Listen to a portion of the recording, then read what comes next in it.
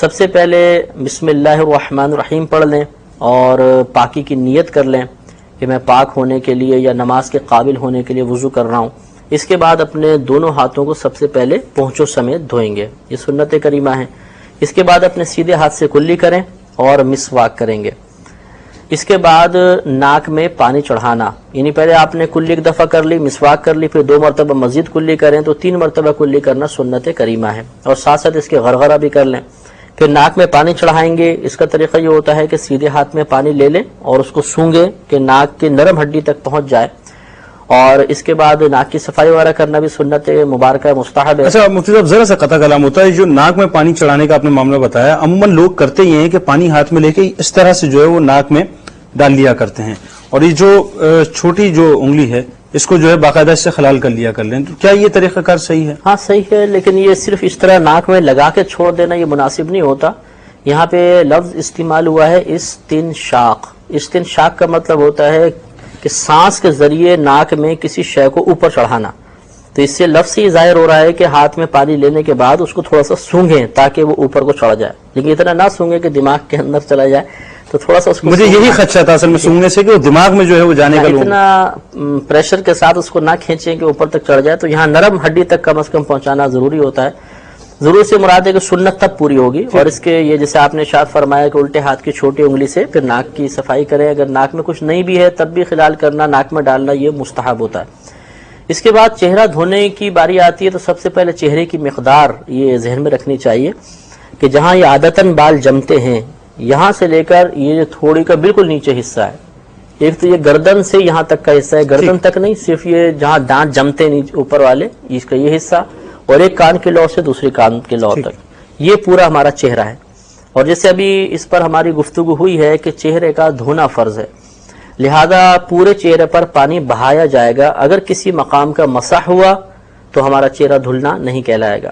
اب ہوتا یہ ہے کہ عوام الناس پانی لیتی ہے اور اس کو یہاں پہ لا کے آنکھوں کے پاس چھوڑتے ہیں تو پانی نیچے چلا جاتا ہے، حالانکہ چہرے کی مقدار بال جمنے کی جگہ سے تھی.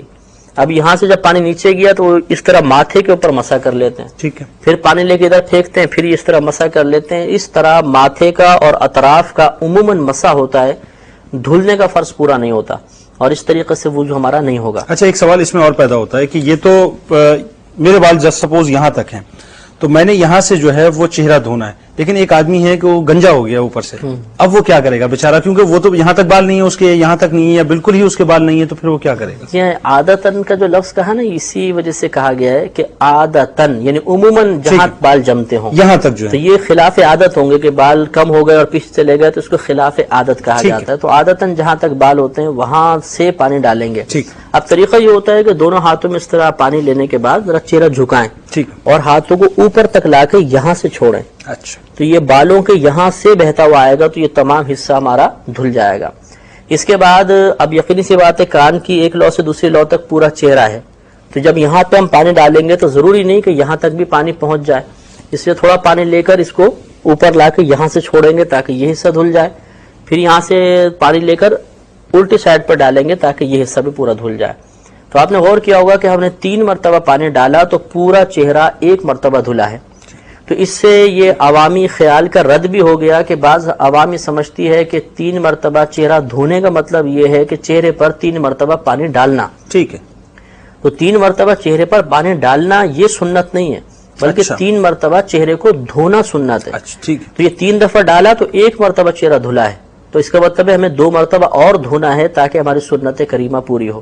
لہٰذا آپ دوبارہ پانی ڈالیں گے اسی ترتیب کے ساتھ اور پھر تیسری مرتبہ پانی ڈالیں گے، تب 3 مرتبہ مکمل چہرہ دھل کر سنت کریمہ ہماری پوری. اور اگر اس ترتیب کا کوئی خیال نہیں رکھتا تو مطلب اس ترتیب کا نہیں رکھتا اور 1 مرتبہ کم از کم چاروں طرف پانی ڈال لیتا ہے تو 1 مرتبہ چہرہ دھلے گا، یعنی صرف فرض پورا ہوگا، سنت ترک ہو جائے گی. اور اگر کوئی 1 مرتبہ بھی کامل نہیں کرتا کہ وہی جیسے طریقہ عوام یہاں پہ ڈالتی ہے اور اوپر کا مسح کر لیتی ہے تو ان کو تو وضو بھی نہیں ہوگا، اور وضو نہیں ہوگا تو آگے نماز بھی نہیں ہوگی. اس کے بعد ہم ہاتھوں کو دھوئیں گے. ہاتھوں کا دھونا بھی چونکہ کوہنیوں سمیت فرض ہے. اب اس میں بھی یہ ہوتا ہے کہ دھار یہاں گرتی رہتی ہے اور وہ بس ہاتھ کیوں پھیرتے رہتے ہیں، تو یہاں کا مسح ہوتا ہے عموماً اور پانی یہیں پر گر کر اور نیچے چلا جاتا ہے. تو اس لیے بہتر طریقہ یہ ہوتا ہے کہ دھار جیسے یہاں پر گر رہی ہے تو ہاتھ کو اس طرح پیچھے لے جائیں पूरे यहाँ तक, ताकि ये पूरे उस पर पानी बह जाए। इसके बाद इस तरह करें, यहाँ धार गिराएं और पूरा यहाँ तक ले जाएं, ताकि ये मुकम्मल तौर पे हाथ हमारा धुल जाए।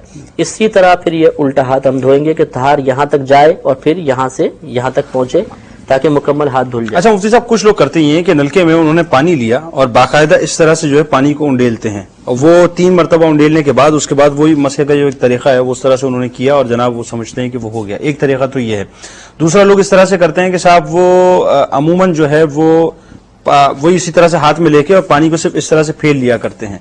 तो इन दोनों तरीकों में जो है वो आप क्या फरमाते हैं कि सही है कि गलत है? बस यही मसला है कि देखा यह जाएगा कि इन तरीकों को इख्तियार करने की बिना पर ऐसा तो नहीं हो रहा कि कुछ हिस्सा धुल रहा है और कुछ हिस्से का मसा हो रहा है। ठीक। अगर एक बाल का भी मसा हुआ, बाकी चाहे हमने पूरा हाथ धो लिया हो, तो हमारा वुजू नहीं होगा। सही।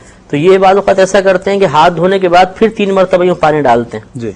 ये अक्सर बुजुर्गों को देखा है। तो ये जब हाथ धुल चुका तो ये 3 मरतबा पानी डालना ये इसराफ है, फालतू पानी डाल रहे हैं, ये कुछ सुन्नत वगैरह नहीं है। और जिस तरह आपने इरशाद फरमाया कि बाद इब्तिदा में इस तरह धोते हैं कि यूं पानी लिया और इस तरह हाथ में यूं डाला, तो अब ये पानी देखें जब यूं आएगा तो ये सामने के हिस्से पे गिरेगा, इस हिस्से पे पानी नहीं आएगा। तो होता ये कि यूं डाल के यहाँ पे हाथ फेरते रहते हैं, तो इनका इधर का मसा हो जाता है और ये हिस्सा धुल जाता है, और इस तरह वुजू हमारा कामिल नहीं होगा। बेहतर तरीका वही है जो आपने फरमाया। सबसे बेहतर तरीका वही है कि उसमें किसी किस्म का शुबा बाकी नहीं रहता। ठीक। इसके बाद सर का मसाह करना होगा। सर के मसाह का मुस्तहब तरीका ये होता है कि ये दोनों हाथों की आखिर की जो 3 उंगलियां हैं, पहले थोड़ा पानी इसमें ले लें, लेने के बाद दोनों हाथों को गीला कर लें।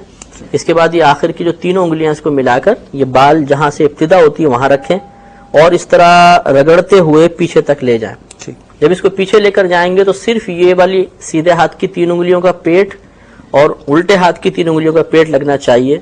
शहादत की उंगली, अंगूठा और हथेली ये बिल्कुल टच ना हो। पीछे ले जाने के बाद अब ये हाथ इससे यूं ले आए तो इसको खोल दें। अब साइड में रगड़ते हुए लेकर आएंगे और इसमें फकत हथेली यूज होगी। अच्छा। शहादत की उंगली और अंगूठा इस्तेमाल नहीं होना चाहिए। आप आगे ले आए। इसके बाद अब ये अंगूठा और उंगली रह गए। उंगली से कानों के अंदर का मसा करेंगे, अंगूठे से कान के बाहर का मसा करेंगे। ठीक। अब हाथ की पुश्त रह गई, हाथ की पुश्त से गर्दन का मसा किया जाएगा। अच्छा। इसमें बाद लोग आगे से पीछे से आगे की तरफ लेकर आते हैं, ये भी तरीका सही है, लेकिन इसमें मसला ये होता है कि गले का मसाह करना मकरूह है। अच्छा। तो गुद्दी का मसाह करना सुन्नत है और गले का मसाह करना मकरूह है। पीछे से जब आगे लेकर आएंगे तो हो सकता है गले पर हाथ लग जाए और वो एक मकरूह फेल हो जाए। इसलिए बेहतर ये कि यहाँ पर हाथ रखें और पीछे ले जाएं, यहाँ पे हाथ रख के पीछे ले जाएं, तो गले की जो कराहत है मसा करने की वो बिल्कुल लाजिम नहीं आएगी। अच्छा, इसमें एक और मसला ये होता है, अमूमन लोगों को देखा कि साहब वजू करते हुए जो है वो जनाब पानी लेते हैं हाथ में और उसको यूं ऐसे फेंक के फिर उसके बाद वो चूम के जो है फिर वो शुरू करते हैं। तो ये चूमना क्या है? जी हाँ, ये खिलाफ सुन्नत तरीका है। कोई चूमना यहाँ पे मुस्तहब नहीं है, ना कोई सुन्नत से मनकूल है। ये गलत तरीका है। बस इसी तरह करना चाहिए कि हाथ में लिया, दोनों हाथ में तरीम आ गई तो इसके बाद सर का बरह रास्त मसा करना होगा, चूमना मुनासिब नहीं है। ठीक। इसके बाद पैरों की बारी आएगी। पैरों के अंदर भी होता है, अमूमन के ऊपर से नलका खोल देते हैं और सिर्फ उंगली पर पानी गिर रहा होता है, बाकी पूरे पाँव पे यूं हाथ फेरते हैं और नीचे भी इस तरीके से हाथ फेर लेते हैं। हालांकि अगर पाँव को देखा जाए तो नीचे का जो हिस्सा है इसमें गढ़ा होता है, अमूमन उठा हुआ होता है पाँव। तो अब ऊपर से आप पानी डालेंगे तो ऐसा नहीं है कि यूं पानी नीचे जाके और फिर इस तरह मिल जाए, बल्कि वो सीधा गिरेगा और ये गढ़ा अमूमन खुश्क रह जाता है। इस पे हम खाली गीला हाथ फेर कर मसाह कर लेते हैं, तो इससे हमारा वुजू मुकम्मल नहीं होगा। या इसका तरीका भी ये है कि उंगलियां धोकर फिर पूरे धार इस तरह गिरा के आगे तक लेकर आए, फिर नीचे के तलवे के ऊपर यहाँ धार गिराए और पूरा इस तरह लेकर जाए ताकि हर हिस्से के ऊपर से पानी बह जाए। इसी तरह पहले सीधा, इसके बाद उल्टा पैर भी इसी तरह